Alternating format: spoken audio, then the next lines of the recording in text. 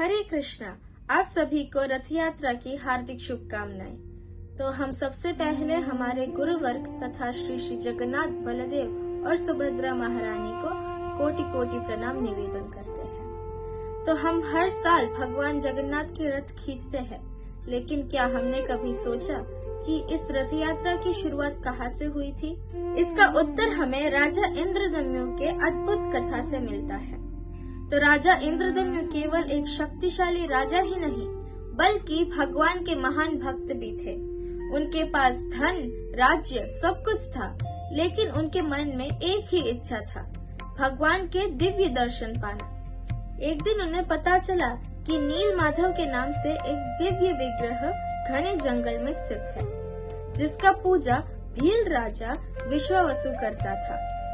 ये सुनते ही उनके मन में भगवान के दर्शन पाने का तीव्र लालसा जाग उठा। उन्होंने अपने सभी दूतों को नील माधव के खोज में भेजा, लेकिन कोई भी सफल नहीं हुआ। अंत में विद्यापति नाम के एक विद्वान ब्राह्मण इस कार्य को करने के लिए आगे बढ़े। वे बहुत लंबी खोज के बाद विश्वावसु के घर पहुँचे और विश्वावसु भी उन्हें भगवान के दर्शन कराने के लिए प्रस्तुत हो गए, लेकिन एक शर्त पर कि पूरे रास्ते में उनके आंखों पर पट्टी बंधे रही। विद्यापति ने बड़े बुद्धिमानी से रास्ते में सरसों के दाने गिराते हुए यात्रा की, ताकि बाद में इस मार्ग को पहचान सके। जब उन्होंने नील माधव की दर्शन की, तो भगवान के इस दिव्य सुंदरता को देखकर वे भी मंत्र मुग्ध हो गए। वापस लौटकर उन्होंने राजा इंद्रदम्यु को सब कुछ बताया। फिर राजा तुरंत ही अपने सैनिकों, मंत्रियों सबको लेकर उस स्थान पर पहुँचे। लेकिन वहाँ पहुँचकर उन्होंने देखा कि नील माधव अंतर्धान हो चुके थे। ये देखकर राजा बहुत ही दुखी हो गए और रोकर भगवान से प्रार्थना करने लगे। तभी एक आकाशवाणी हुई थी, हे राजन, शोक मत करो, मैं शीघ्र ही नए और अद्भुत स्वरूप में प्रकट होऊंगा। कुछ समय बाद समुद्र तट में एक दिव्य लकड़ी का लट्ठा बहकर आया। अनेक बलवानों ने इसे खींचने की प्रयास की, लेकिन कोई भी इसे हिला नहीं पाया। फिर भगवान की प्रेरणा से राजा ने सभी भक्तों को लेकर हरिनाम संकीर्तन करते हुए उस लट्ठे को रस्सी से खींचा।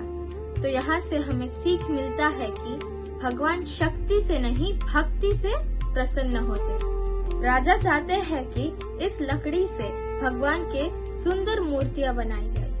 तभी एक वृद्ध बढ़ई आकर बोला, मैं भगवान की मूर्तियां बना दूंगी, लेकिन मेरा एक शर्त है, मैं जब तक काम पूरा न कर लूं, दरवाजा कोई भी नहीं खुलेगा।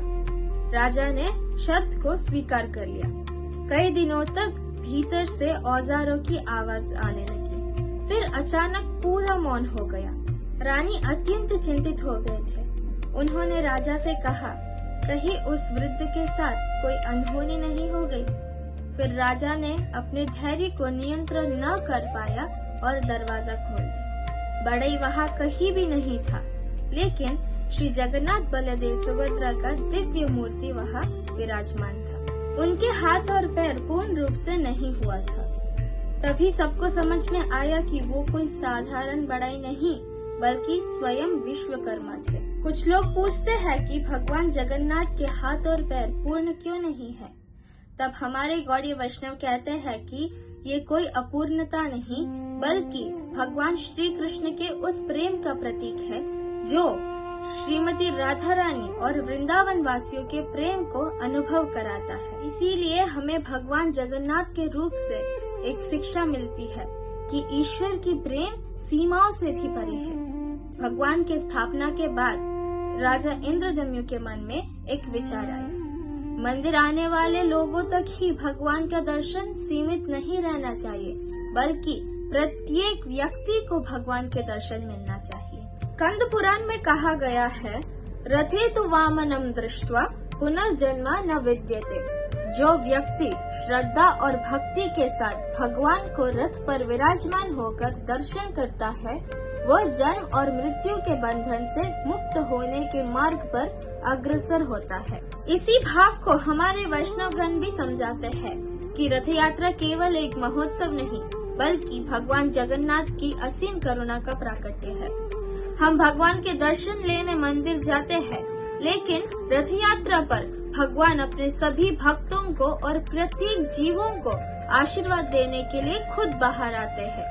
इसीलिए हर अवसर पर श्रद्धा से भगवान का दर्शन करना, हरिनाम संकीर्तन करना और रथ की रस्सी खींचना अत्यंत शुभ और मंगलमय माना जाता है। जब श्री चैतन्य महाप्रभु रथ के सामने नृत्य करते थे, बाहर से तो वो सिर्फ नृत्य करते थे, लेकिन भीतर से वो श्रीमती राधा रानी के भाव में भगवान श्री कृष्ण को वृंदावन ले जाने की अनुभूति करते हैं। हमारे वैष्णवगण कहते हैं कि श्रद्धा से रथ यात्रा में भाग लेने से, भगवान जगन्नाथ के दर्शन लेने से और उनके सेवा करने से हृदय शुद्ध होता है, भक्ति दृढ़ होती है और भगवान के असीम कृपा प्राप्त होती। इसीलिए हमें जब भी अवसर मिले तभी हमें भगवान के रथ को खींच के भगवान के सेवा के लाभ उठाना चाहिए।